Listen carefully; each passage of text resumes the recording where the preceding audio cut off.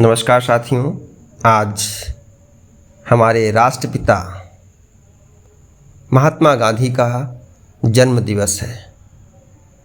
आज अंतर्राष्ट्रीय अहिंसा दिवस है। गांधी पोरबंदर में जन्म लिए और पिता रियासत के दीवान थे। गांधी अपने आप में एक विचार थे। व्यक्ति से विचार बन गए। आइए हम उनके विचारों को जानने का प्रयास करें। खुद के बदलाव बनिए। खुद वो बदलाव बनिए जो आप दुनिया में देखना चाहते हैं। विनम्र बनकर आप दुनिया को हिला सकते हैं।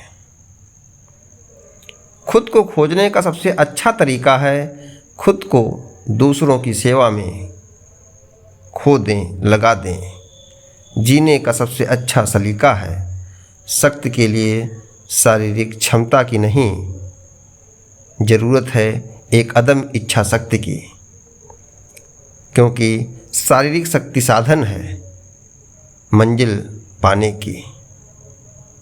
कहते हैं सामने हो विरोधी तो शक्ति से नहीं प्यार से जीतने का प्रयास करें। उसकी आत्मा को बदलने का प्रयास करें। पहले वो आप पर ध्यान नहीं देगा, फिर आप पर हंसेगा, फिर आपसे लड़ेगा और तब आप जीत जाएंगे। जब आपसे लड़ेगा तब आप जीत जाएंगे। वाह रे महत्व तब आप समझते हैं किसी का जब आपसे दूर चला जाता है, आप उसे खो देते हैं। कहते हैं विश्वास रखिए इंसानियत में, मानवता सागर के समान है। विश्वास रखिए इंसानियत में, मानवता सागर के समान है। यदि कुछ बूंदें गंदी मटमैली हो जाएं तो पूरा सागर गंदा नहीं हो जाता।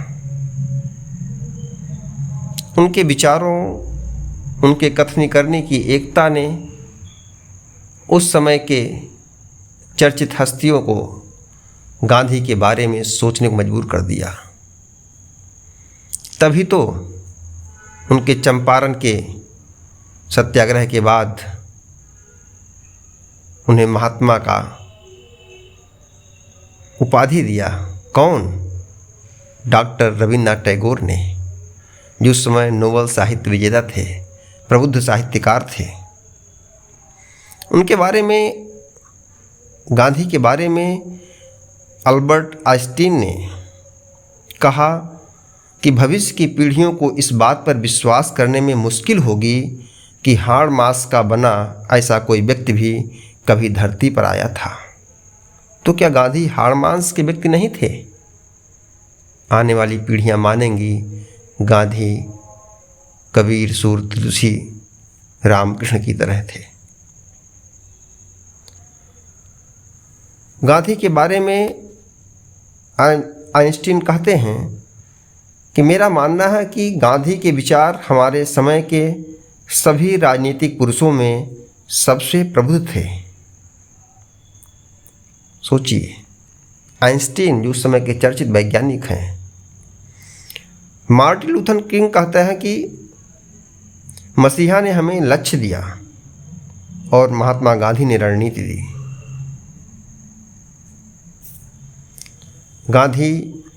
गांधी नहीं बन गए ऐसे, वो भी सामान्य पुरुषों की तरह थे, लेकिन असामान्य करने की उनकी चेष्टा उनकी परिस्थितियों ने दिया। एक बड़े परिवार में पले बढ़े, लंदन में शिक्षा प्राप्त किए, अफ्रीका में मुकदमा लड़ने गए, वहाँ नस्लीय भेदभाव के शिकार हुए, अपमान सहना पड़ा। साउथ अफ्रीका में अश्वेतों और भारतीयों को वोट देने और फुटपाथ पर चलने का भी अधिकार नहीं था।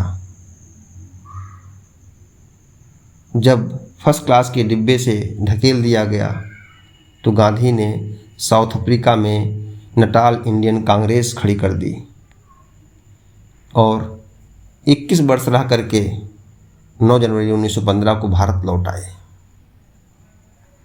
जहाँ पर उन्होंने पूरे भारत का भ्रमण किया,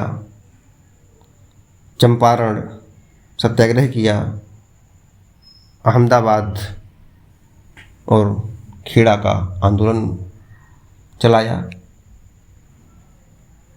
रॉलेट एक्ट का विरोध किया। उन्होंने देश के चर्चित नेता बन गए। पूरा देश उनकी बात को मानने के लिए तैयार था। असहयोग आंदोलन शुरू कर दिया, जेल भी गए। सविनय अवज्ञा आंदोलन से पूरे देश को मत दिया। और जब ये बात समझ में आ गई कि अब देश जाग चुका है, तो सत्य और अहिंसा का पुजारी 1942 में भारत छोड़ो आंदोलन के लिए करो या मरो का नारा दे देता है। ये सच है कि देश सत्य और अहिंसा से केवल आज़ाद नहीं हुआ, क्रांतिकारियों का खून खूब बहा, लेकिन गांधी तो गांधी हैं। आज पूरी दुनिया गांधी को नमन करती है, उनके विचारधारा पर शोध करती है। शांति की बात आती तो गांधी की बात आती है। दुनिया के बड़े बड़े नेता गांधी को आत्मसात करने का प्रयास करते हैं, करे ना करे लेकिन दिखावा जरूर करते हैं। गांधी का मानना था कि शिक्षा का सर्वोच्च उद्देश्य आत्ममूल्यांकन है। आज क्या शिक्षा का उद्देश्य रह गया? शिक्षित लोग ही समाज को गंदा करने का प्रयास कर रहे हैं। ज़्यादातर लोग अपने हित के लिए कर रहे हैं। गांधी ने कहा कि छात्रों के लिए शिक्षा का जो मूल है वो है चरित्र निर्माण। अगर हमारे देश के बच्चों का चरित्र उच्च होगा तो देश विकास करेगा। जिस देश में चरित्र नहीं होगा राष्ट्रीयता का, वो देश कैसे विकास करेगा? आज 2 अक्टूबर है, आज बापू का जन्म दिवस है। आप सभी को अहिंसा के पुजारी का जो कृतित्व और कर्तव्य रहा, जो आज विचार और प्रेरणा स्रोत है, उसे हमने आपसे शेयर किया अपने शब्दों में। आपको अच्छा लगे तो आप मीडिया ग्रुप पर आइए और मुस्कुराइए। गांधी जयंती की हार्दिक शुभकामनाएं। आज आप मुस्कुराइए। नमस्कार।